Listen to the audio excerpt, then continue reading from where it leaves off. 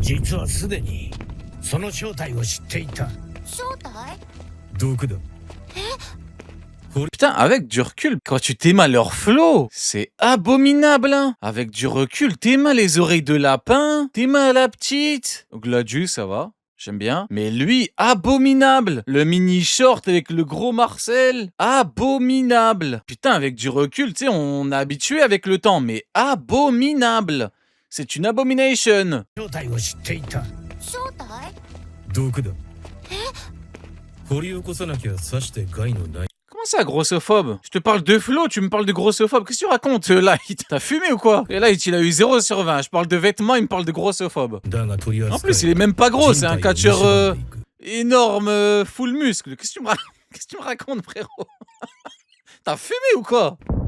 Il y a 100 ans, la ville de Flévence, en North Blue, dénicha de riches gisements en plomb blanc. Le gouvernement mondial décida alors de faire des tests et découvrit que celui-ci est Alors que Rio est le premier à défendre Morier. Non mais qu'est-ce que tu veux que je te dise? On me diffame publiquement maintenant, c'est n'importe quoi, c'est... très dangereux et même mortel. Non, à la limite, tu m'aurais dit je suis fashionophobe. À la limite, ça aurait pu tenir comme accusation, mais même pas. Regardons Jojo, c'est full fashion et j'aime bien. Non, non, non, pas du tout. Il n'y a pas de fashionphobie, il n'y a pas de... Non, non. Mais que décida de faire le gouvernement? Bingo, de ne rien dire à la population. Pourquoi? Pour que la ville meure à petit feu. Pourquoi? Je vous le donne en mille, pour s'enrichir, certes, ouais. mais également, tout probablement, à cause de la présence d'une famille à l'initiale démoniaque. Une famille dit la famille Trafalgar. Dit. Gladius, vous avez tout expliqué au chapitre 762 et vous n'aviez pas suffisamment tendu l'oreille. Le plomb blanc ne tue qu'à petit feu. Un homme qui le respire verra son enfant mourir plus jeune, hein. Puis son petit-fils mourir très jeune, jusqu'à ce que le suivant meure carrément à l'enfance. Putain, ça c'est à cause de qui? Hein? Qui fait ça? Et plus important, qui protège et défend les gens qui font ça? Mais enfin, Roger! Si moi je quitte la marine, mais qui va les protéger enfin? Parfait pour éradiquer silencieusement une ligne. C'est pour ça qu'ils le méprisent, hein. Ils ont voulu traîner son gamin dans la boue. Ils ont dit c'est un ado alcoolique, ça doit être ça, ouais. Après tout, ce n'est pas la première fois que le gouvernement Si c'est lui, c'est un ado alcoolique, les gens qui l'ont diffamé, vous êtes tous drogués, hein. Sur des êtres humains. Saint G. Garcia Saturne, dieu militaire de la défense scientifique, est à l'origine de la maladie de la saphirite, qui provoqua la mort de Ginny après être devenu cobaye du dieu de la science. Une maladie qui n'est en rien naturelle et qui rappelle alors directement la présence de ce gaz venu de nulle part sur... Non, moi je suis collabophobe. Oui, ça c'est une accusation que... Oui, que je ne réfute pas. Oui, que je ne... Oui, je suis totalement d'accord. Celui qui me dit que je suis collabophobe, oui, je signe. Montrez-moi un papier, je prends un stylo et je signe. Oui, tout à fait. Oui.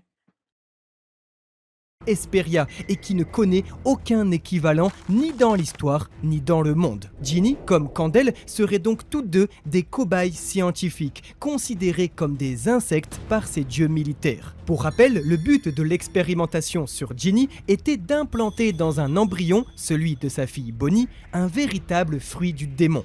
Alors, si tel était le plan du dieu de la science, celui du dieu de l'environnement était peut-être de réaliser un exploit similaire avec cette fois-ci un gaz que la reine Candel respira. Putain, quelle horreur. Ils te font des dingueries. Es-tu myocophobe? Bah non, myoc, il n'y en a qu'un. C'est pas... C'est myoc, c'est myoc. Tu peux pas être myocophobe, tu peux pas être garpophobe. C'est... Non, collabophobe. Hein? Ou tu peux être grosse merdophobe. Les grosses merdes. Dans One Piece, ouais, tu peux être des grosses merdophobes. Ouais, ça fonctionne aussi.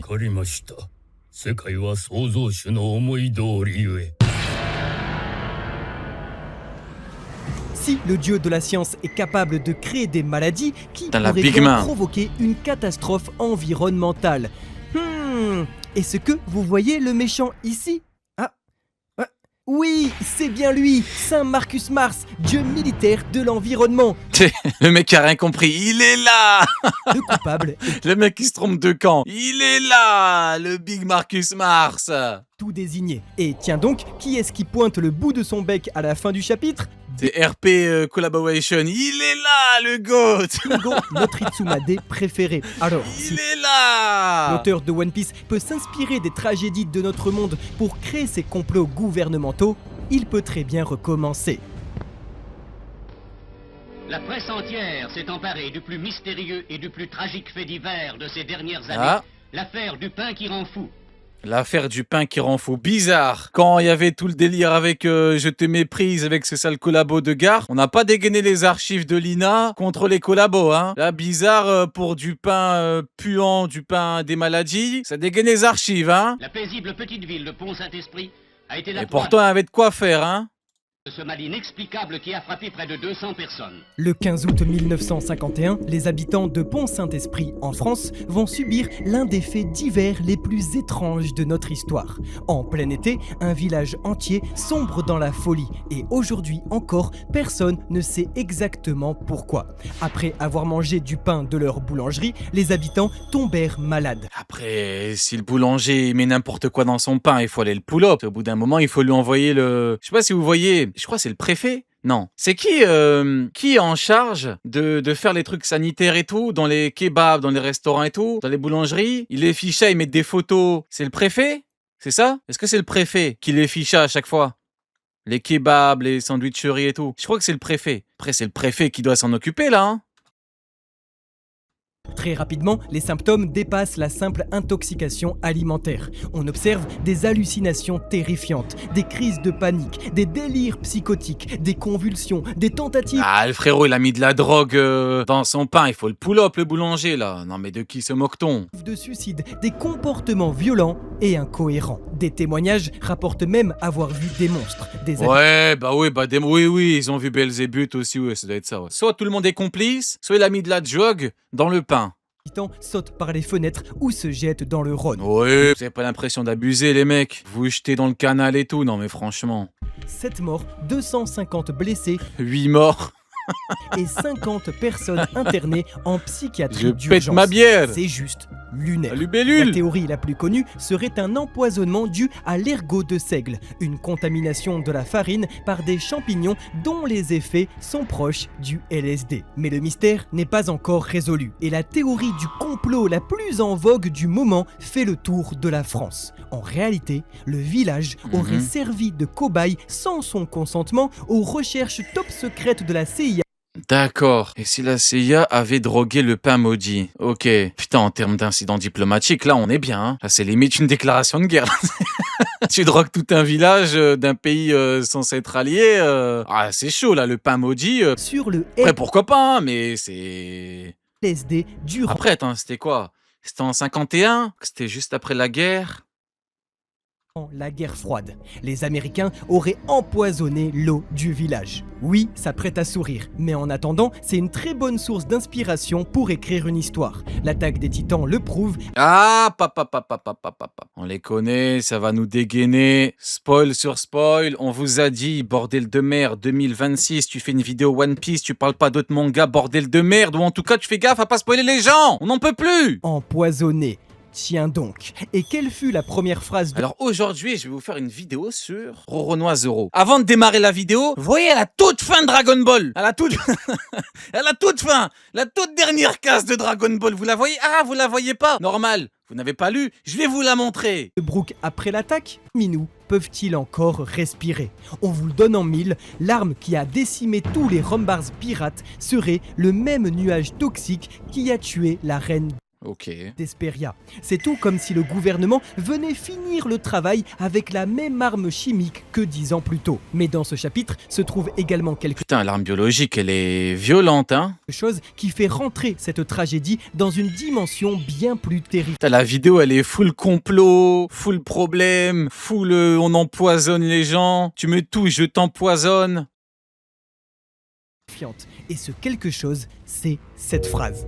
Oui, ce citoyen qui nous informe qu'il y a quelques jours à peine, une nation de West Blue aurait entièrement disparu. Si vous ne le saviez pas, Hesperia se trouve en West Blue. Si vous ne le saviez toujours pas, God Valley se trouve aussi en West Blue. Alors, vous comprenez le pattern. La mission de Garling de trouver les descendants du clan Davy sur God Valley n'était en réalité pas isolée. Et le clan serait en fait dispersé partout dans West Blue. Imu Danu Nerona enverrait donc sur ces îles ses chevaliers divins pour les exterminer. Et celui envoyé à Esperia ne serait autre que le chef de la famille Manmeyer et donc le père Il est là! de Shuri. Maintenant, vous avez toutes les clés de compréhension. Ayant appris que le pays cachait en réalité un descendant Il y a tout le monde qui dit que ça peut être le daron de Shiryu. Il y en a plein qui disent il ressemble à Shiryu, même tête, même dégaine. Les gens, ils ont vu un mec avec un cigare dans la bouche, tout de noir vêtu, ils ont dit ah, c'est le daron de Shiryu. C'est sûr, c'est lui. Davy dit Rouven, qui ressemble comme deux gouttes d'eau à Shebek et Teach, le gouvernement aurait décidé en secret de gazer la ville, obligeant le roi à rentrer Putain, c'est chaud. Ils ont gazé combien de villes le GM? Oh, c'est grave, hein. Putain, le GM, il rigole zéro. en guerre et à justifier son assassinat. Voici le plan. Gazer le pays pour détruire les instruments de musique, pour ruiner l'économie du pays, pour appauvrir la nation, pour l'empêcher de payer le tribut céleste, pour réduire son peuple en esclavage, pour forcer le roi à se révolter contre cet outrage, pour le pousser à la faute et avoir une excuse pour le tuer légitimement. Un mode opératoire qu'on retrouve donc comme par hasard chez un autre dragon céleste, Don Quirote Doflamingo. Après, une excuse pour le fumer légitimement, ouais, ils auraient très bien pu quadrupler les tribus célestes. T'as pas de quoi payer, 1000 esclaves et si tu veux pas, on te pull up quoi. Ça me paraît bizarre en fait, tout un plan et tout, alors qu'il y avait plus simple entre guillemets. Puis même depuis quand le GM a besoin de se justifier, quoi, ils peuvent très bien pull up. Ouais, pourquoi pas, mais pourquoi pas. Qui, pour s'emparer du royaume de Dressrosa, En fait, ça me paraît un peu, mais pourquoi pas hein. manipula son roi Riku Parce que c'est le GM quoi, enfin c'est le diable, hein. Si le diable il veut vraiment te pull up, il va te pull up, hein. C'est pas... afin de l'arrêter lui-même et de se C'est pas comme dans notre monde où t'as besoin d'excuses et tout, parce qu'au niveau mondial c'est chaud, tu vois, t'as besoin de te justifier et tout. présenter en grand sauveur du Et peuple. là, Des années plus tôt, sur Esperia, et grâce au plan de Mars, dieu de l'environnement, le reste du monde pensa que le roi Ruven était surtout qu'ils lui ont donné un échappatoire, ils lui ont dit 1000 esclaves. À moins qu'ils se sont basés sur une théorie, ils se sont dit jamais il va nous les donner. Ça me paraît bizarre en fait, je sais pas si vous captez un petit peu mon point de vue. Ça me paraît bizarre vu qu'ils lui ont donné un échappatoire. Dans le meilleur des cas, ils se sont basés sur le fait qu'il allait pas les donner. Bizarre. Mais pourquoi un pas? démon qui osa se révolter contre le grand et gentil gouvernement mondial. Et c'est exactement ce qu'il continue à croire aujourd'hui encore. Mais le destin en a voulu autrement, et la vérité finit toujours par éclater. Car si un habitant de Flévence vit encore aujourd'hui pour en raconter son récit, si un habitant de God Valley respire encore aujourd'hui, il se trouve que sur Elbaf se tiennent deux rescapés et témoins de ce qui s'est réellement passé ce jour-là sur Esperia. Sans le GM, fort avec les faibles, faible avec les forts, hein. Pourquoi vous n'allez jamais emmerder les empereurs, hein? Pourquoi les empereurs vous les laissez tranquilles, hein? Toute la préparation qu'il a fallu, se sont chiés dessus et tout. Un empereur quand ils l'ont énervé, quand ils ont capturé un de ces hommes. Pourquoi vous partez pas chez eux, hein? Pourquoi vous partez pas à Elbaf? Parce que vous êtes fort avec les faibles, faible avec les forts. Imu, quand Loki a fumé Harald, et qu'il y a un doyen qui a dit on va envoyer quelqu'un d'autre, non, il va se faire pull-up. Toujours la même chose. Ça va pull-up des violonistes, hein? Des pianistes. Mais ça va pas pull-up des géants énervés, hein?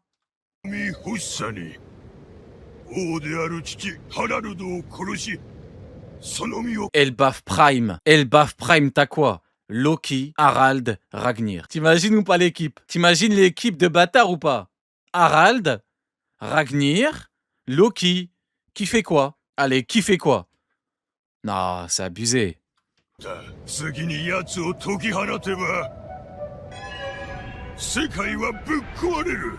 y est, après des mois de conflit, C'est la guerre est enfin terminée. Nous voilà au drame de la première vie de Brooke. Et on a comme une impression de déjà-vu. En effet, cette fin de chapitre, elle nous donne de violents PTSD puisque c'est exactement la même mise en scène que le meurtre du roi Harald. Un roi supposément tué par son enfant dans la salle du trône sous couvert de contrôle diabolique. Nous avons exactement le même Cluedo qui nous a tenus en haleine pendant... Sauf que la différence... Nous avons La différence, c'est que là, t'as le pauvre Brooke, là, t'as un démon des enfers, t'as l'éventuel père de Shiryu, bon, j'ai pas d'avis sur la question, peut-être que oui, peut-être que non, et un autre démon Endomi. Alors que de l'autre côté, t'avais quand même Loki qui envoie des vrais coups de marteau, quoi. C'est ça le problème. Exactement le même Cluedo qui nous a tenus en haleine pendant une année entière. Du chapitre 1137 et la salle du trône saccagée par un Loki fou de rage qui aurait tué son père et tous les gardes, jusqu'au chapitre 1170 et la révélation finale du mystère. Ça y est, Et t'as même Gaban qui est venu, t'avais également Shanks qui était venu à l'époque, là, il est dans un bourbier le frérot. on est reparti pour un tour. Sauf que cette fois, vous remplacez le roi Harald par le roi Ruven, le prince Loki par la princesse Shuri et les grosses griffures mystérieuses. Ouais, mais le prince Louvain n'a pas baissé son slip devant le diable. Il a pas twerké, il ne s'est pas exhibé entièrement nu devant le diable. Sur les murs par un type qui fume une clope. Voilà, fort heureusement, Oda va pas prendre un an pour nous révéler ce qu'il s'est réellement passé. Et on espère surtout que toute cette ressemblance narrative donnera au moins matière au présent à une bonne thérapie où Shuri et Loki parleraient de leurs drames similaires. Ce serait très intéressant pour créer du lien entre les deux héritiers de leurs propres royaumes respectifs. Moroufoufoufou. こいつ火の傷を知ってんじゃない Eh, notre petit cousin. 知らねえのか。俺は政府の人間だと踏んでるがな。実際 Il est là, le Big Shiryu, tout de noir vêtu, big casquette, big cigare, Monsieur Bison, Théma, pa. 世界政府は闇深い。 Celui qui aiguise sa lame pour que l'on puisse rire. 一つ持っておきゃ、海賊たちは一つなぎの大秘宝、すなわちワンピースにたどり着けねえからな。 Mais alors, si il y a bien une surprise dans cette scène qu'on attendait tous, Surprise! c'est ce mec qui, vous l'avez compris, serait en réalité le même dragon céleste venu sur Esperia il y a quelques années en reconnaissance. Le père de la Garp qui plaide dans la cellule d'à côté. Libérez-moi! Libérez-moi! Je dois protéger la bleusaille! famille venu aujourd'hui. T'es au courant que c'est la bleusaille qui ramène les esclaves et qui protège ceux qui utilisent du gaz chimique et tout? Libérez-moi! Il faut que je protège la bleusaille! C'est le mec borné, quoi. Tu lui montres tout, tu lui racontes tout. Dans les moindres détails, il est borné. Il veut la protéger, sa putain de bleusaille.